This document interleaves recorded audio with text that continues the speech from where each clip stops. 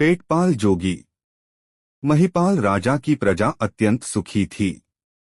इसका कारण यह था कि वह प्रजा की हर समस्या के समाधान के लिए तत्पर रहता था।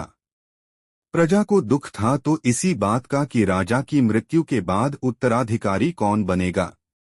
पुत्र प्राप्ति के लिए राजा ने व्रत, अनुष्ठान और यज्ञ किए। अंत में वह तीर्थ यात्रा पर निकल गया। तीर्थ यात्रा में उसकी भेंट एक जोगी से हो गई। उस जोगी ने राजा से कहा, मैं आपके दरबार में आकर रहना चाहता हूँ।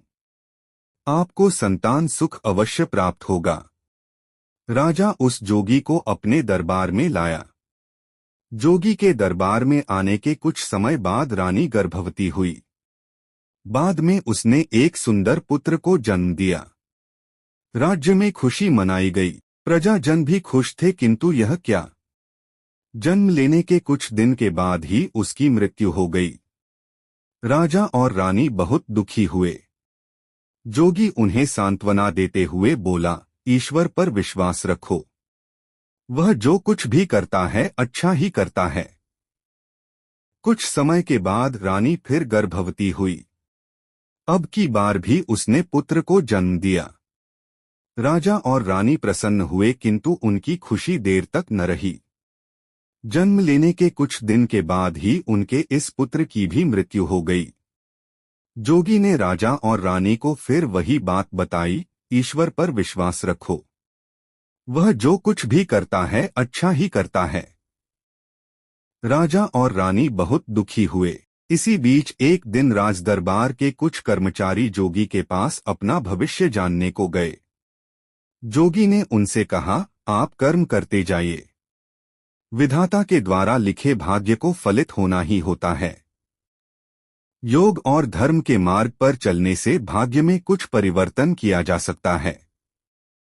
राजदरबारियों ने समझा कि यह जोगी उन्हें टालने के लिए ही उपदेश दे रहा है। वे जोगी की निंदा करने लगे। एक दरबारी बोला, इस जोगी के यहाँ आने से राजा को भी पुत्र सुख प्राप्त नहीं हुआ। यह तो यहाँ बस अपना पेट पालने आया है। हाँ, इस जोगी का नाम पेटपाल जोगी ही होना चाहिए। दूसरा दरबारी बोला, अब सभी दरबारी उस जोगी को पेटपाल जोगी के नाम से पुकारने लगे। कुछ समय के बाद रानी फिर गर्भवती हुई। अब की बार उसने सुंदर कन्या को जन्म दिया। राजा और रानी दोनों प्रसन्न हो गए। कुछ दिनों के बाद इस कन्या की भी मृत्यु हो गई। कन्या की मृत्यु के बाद रानी ने एक सुंदर पुत्र को जन्म दिया, किंतु जन्म लेने के कुछ समय के बाद उसकी भी मृत्यु हो गई। इस प्रकार रानी ने 3 बार पुत्रों को और 1 बार पुत्री को जन्म दिया, जिनकी की कुछ समय के बाद मृत्यु हो गई। एक रात रानी ने राजा से कहा, स्वामी, आपने कहा था इस जोगी के दरबार में आने से हमारा भाग्य सुधर जाएगा। जोगी के आने से पहले हम निसंतान थे। निसंतान होने से भी बड़ा दुख संतानों को जन्म देकर उनका मृत्यु को प्राप्त होना है। आप इस जोगी को दरबार से वापस जाने का आदेश दे दो। दूसरे दिन राजा जोगी को दरबार से वापस जाने का आदेश सुनाने ही वाला था, तभी वह जोगी राजा से बोला, महाराज, मैंने आपके मन की बात पढ़ ली है। मैं राज दरबार छोड़कर चला जाऊंगा, लेकिन आप दोनों, राजा और रानी, से निवेदन करता हूं कि इस दरबार को छोड़ने से पहले आप मेरे साथ साधना कक्ष में चलो। राजा और रानी जोगी के साधना कक्ष में चले गए। जोगी ने राजा और रानी दोनों को आंखें बंद करने को कहा। जोगी की योगमाया से उन्हें उनके मरे हुए 3 पुत्रों और 1 पुत्री की प्रेतात्माएं दिखाई दी। वे चारों आपस में बातें कर रहे थे। उनमें से एक बोला, मैं पिछले जन्म में एक राजा था। मैं राजा महिपाल के राज्य पर आक्रमण कर इसे अपने राज्य में मिलाना चाहता था। जब भी मैंने इस राज्य पर आक्रमण किया, राजा महिपाल ने मुझे हरा दिया।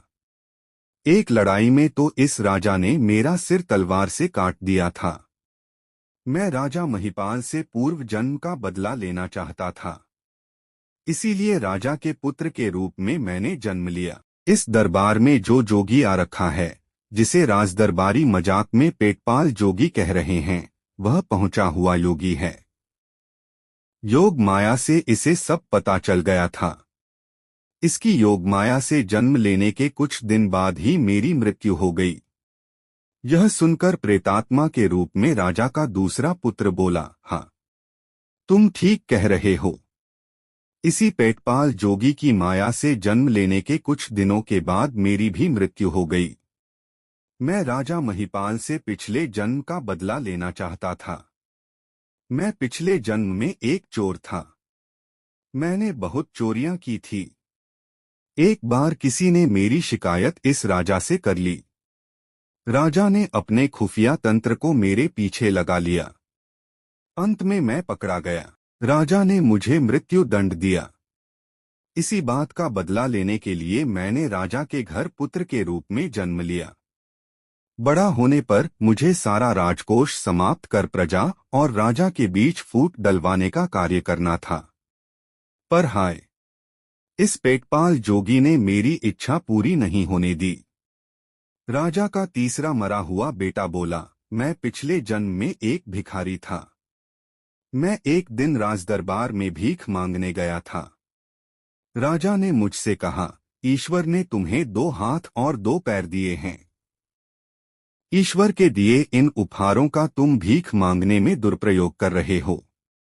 तुम कोई काम करो। मुझे दोबारा तुम्हारी भीख मांगने की शिकायत मिली तो मैं तुम्हें मृत्युदंड दूंगा। राजदरबार से बाहर आने के कुछ दिन के बाद तक मैंने भीख मांगना छोड़ दिया था, किंतु कुछ दिनों के बाद मैंने फिर भीख मांगना शुरू कर दिया।